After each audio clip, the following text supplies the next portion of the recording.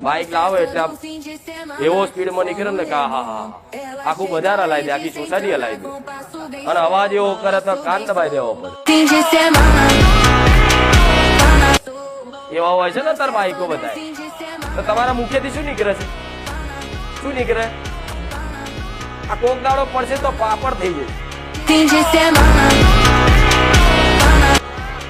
બોલો છો, આ કોક દાડો લોબો થઈ જવાનો.